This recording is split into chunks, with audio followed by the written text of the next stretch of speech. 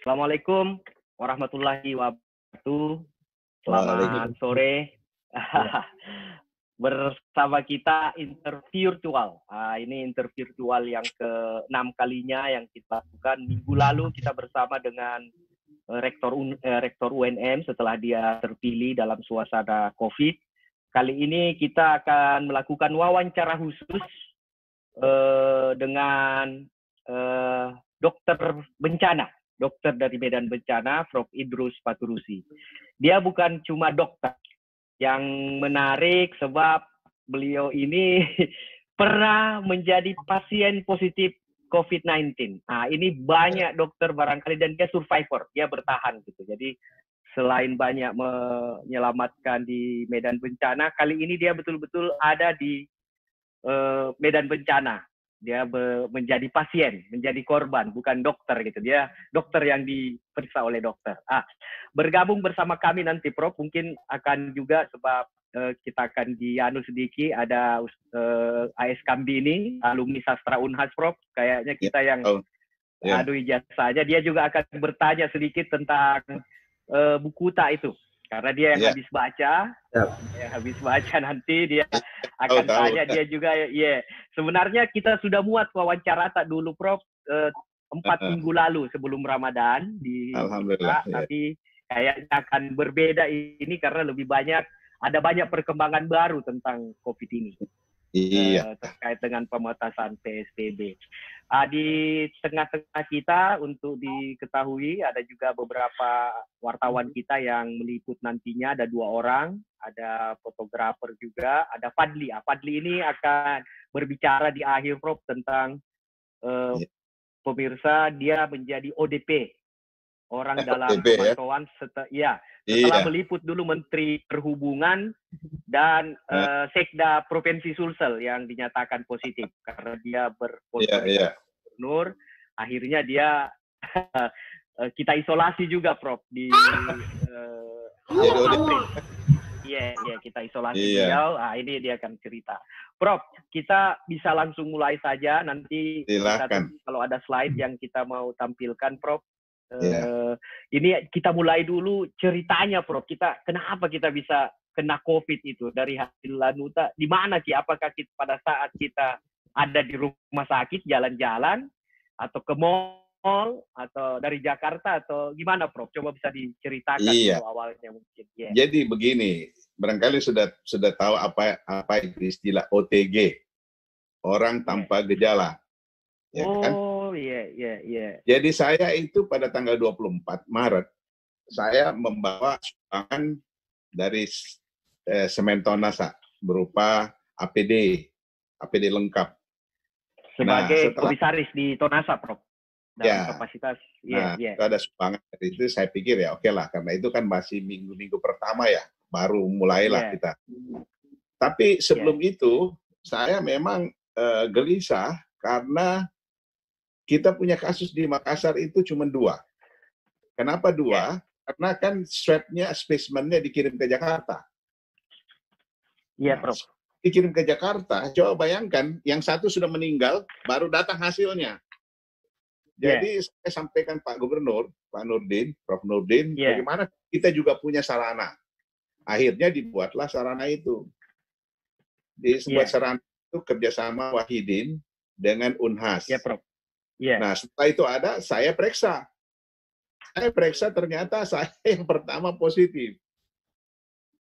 Nah, waktu itu masih belum ada gejala, ya. Dan kemudian setelah saya dinyatakan positif, tanggal 25 saya masuk rumah sakit. Nah, nanti setelah 2 hari di rumah sakit, baru timbul gejala. Jadi itu kan masa inkubasi. Masa inkubasi yang sekian lama kan bervariasi antara 7 hari sampai 21 hari. Nah, kalau saya hitung, masa inkubasi mulai dari saya mulai kontak, karena saya tracing juga, mulai kontak kira-kira hari ke-18 baru gejala-gejala saya timbul. Nah, sebetulnya kalau ada slide saya sudah selesai, itu bisa ditampilkan untuk saya jelaskan sedikit mengenai bagaimana sih COVID itu bekerja di dalam tubuh supaya masyarakat bisa lebih paham mengerti sedikit dari segi ilmiahnya. Kita kan cuma ngomong-ngomong COVID, tetapi kita nggak tahu bagaimana COVID itu bekerja dalam tubuh kita. Nah, ini sebetulnya kalau saya punya slide sudah selesai di situ, barangkali bisa ditayangkan untuk kita bicarakan, kita diskusikan mengenai itu. Sudah siap itunya? Belum? Slide-nya? Nah, sambil menunggu barangkali saya ingin sampaikan bahwa suara saya kedengaran ya? Kedengaran, Prof. Ah, ya. Kedengaran, Prof. Dua hari setelah saya di rumah sakit baru timbul gejala-gejala. Gejala-gejala itu yang sama dengan kalau gejala-gejala flu, yaitu ya ada batuk, suhu tubuh naik, kemudian nafsu makan berkurang, kemudian sakit pada waktu menelan. Ini klasik ya. Ini klasik gejala-gejala virus apa saja. Dan ini ya kan COVID ini. Jadi kalau misalnya dia itu virus influenza dan lain-lain sebagainya, itu gejalanya sama. Nah, protokol di rumah sakit itu adalah tiap 2 hari itu diperiksa swab PCR-nya. Kenapa? Iya. Nah, iya, Prof. Bisa. Waktu diperiksa, saya ternyata masih positif. Jadi, positif, terus diperiksa lagi positif. Waduh, ya namanya orang yang sudah divonis begitu, ya kan stres juga. Bukan apa? Pasti, Prof. Ya. Sangat stres. Karena pertama, saya adalah kelompok yang high risk. Umur sudah di atas 60 tahun. Jadi kalau kita, nah ini yang saya mau sampaikan ini ya. Jadi yang pertama, Prof, ada demam. Ya, kita lihat ada demam, kemudian ada flu, batuk, kemudian nyeri tenggorokan, kemudian kesulitan bernapas.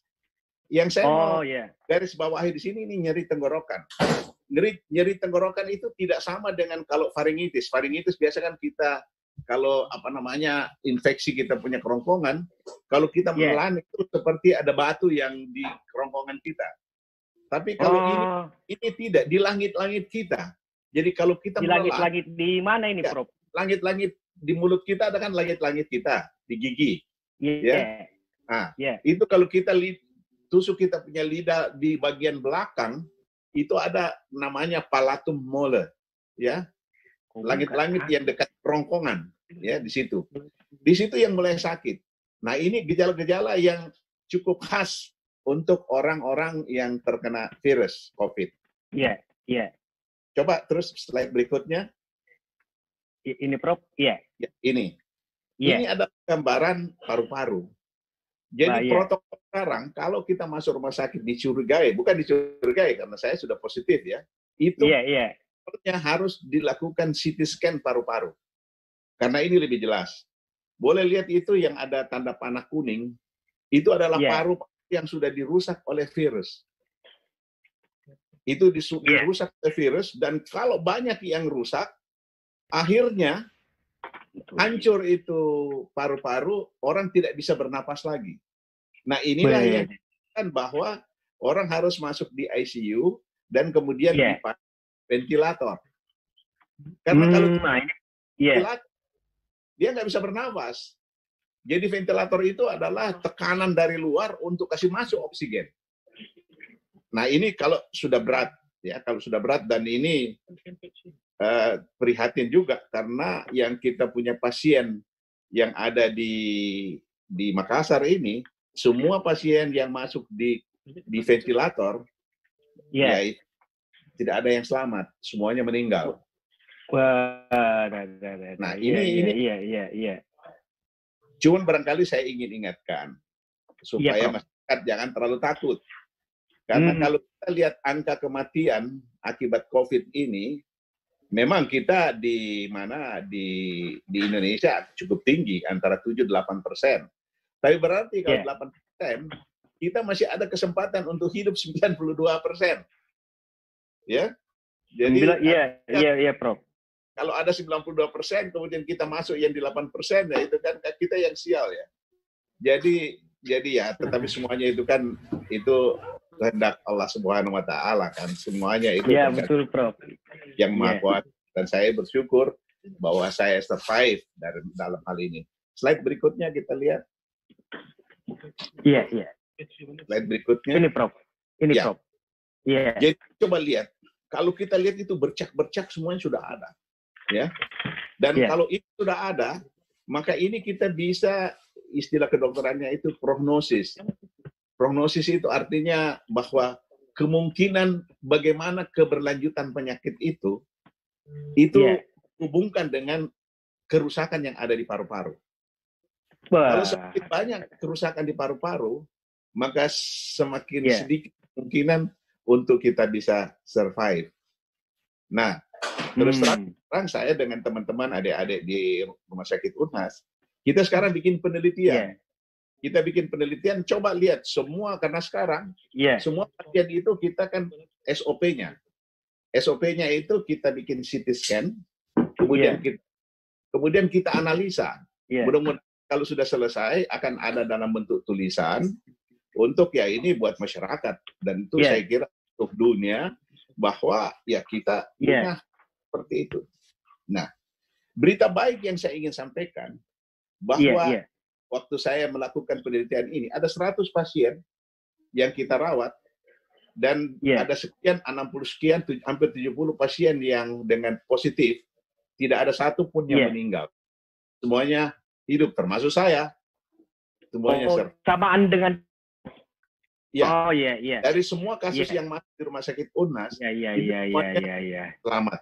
Kecuali yang PDP, pasien dalam pengawasan, itu ada 4 yang meninggal. Tapi 4 yang meninggalnya itu kan kita nggak tahu karena dia belum di swab, sehingga kita nggak tahu apakah dia itu pasien COVID atau dia meninggal karena lain. Nah, cuman ironisnya bahwa mereka semuanya yang PDP meninggal, itu protokol pemulasannya dikuburkan itu sama, semuanya itu di goa di situ, disimpan di situ. Iya, di Samata, Prof. Jadi, iya, di Samata. Jadi kalau kita lihat jumlah kematian itu sudah hampir 200 orang yang dikuburkan di situ. Nah, jadi makanya saya kira ini sebagai prolog saya bicara, kita barangkali bisa diskusi. Yang saya ingin sampaikan bahwa banyak persentase yang kita bisa hidup. Tetapi kalau kita terlambat, persentase itu, Prof. 94% lah kita barangkali bisa selamat ya.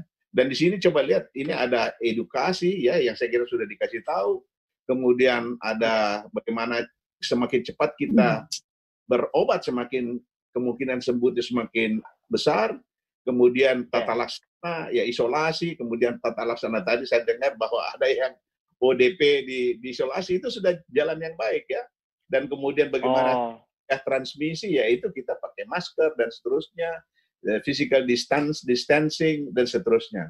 Ya kira-kira seperti itu deh. Anunya kira-kira sebagai ini kita dapat informasi juga bahwa selama kita dalam perawatan hampir seminggu lebih di Rumah Sakit Unhas, itu nyonya ibu mendampingi, Prof ya katanya. Jadi untuk mengurangi stres, tak betul itu, Prof? Apa setelah itu ibu tertular juga, positif juga, atau bagaimana, Prof?